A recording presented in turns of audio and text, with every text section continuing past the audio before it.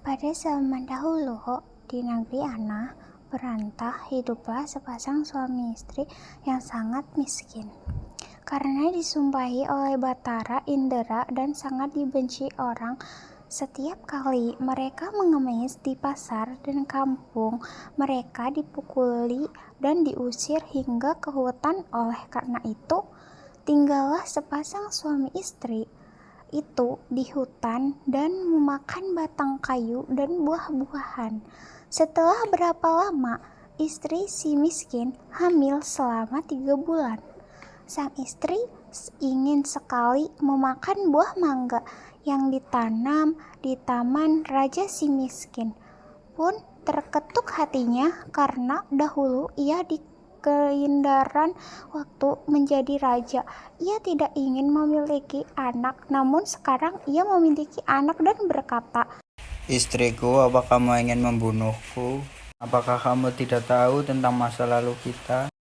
Setelah istrinya mendengar perkataan suaminya itu, ia semakin menangis. Lalu suaminya berkata, "Diamlah istriku, jangan menangis.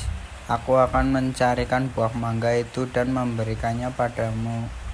Istrinya pun berhenti menangis. Lalu si miskin pergi ke pasar mencari buah mangga. Setelah sampai di perdagangan buah mangga, ia ragu untuk meminta buah mangga karena ia takut orang akan memukulinya. Pedagang buah mangga pun bertanya, "Hai miskin, apa yang kamu inginkan? Jika Tuhan mempunyai belas dan kasihan, berikanlah saya sebiji buah mangga yang sudah busuk, Tuhan." orang yang berada di pasar pun menjadi iba karena mendengar kata-kata si miskin itu. Lalu orang yang berada di pasar tersebut memberikan si miskin buah mangga, makanan, dan bahkan pakaian, serta buah-buahan lainnya.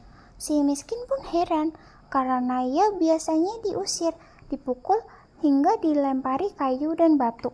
Setelah ia berpikir seperti itu di dalam hatinya, ia pun pergi ke hutan menemui istrinya.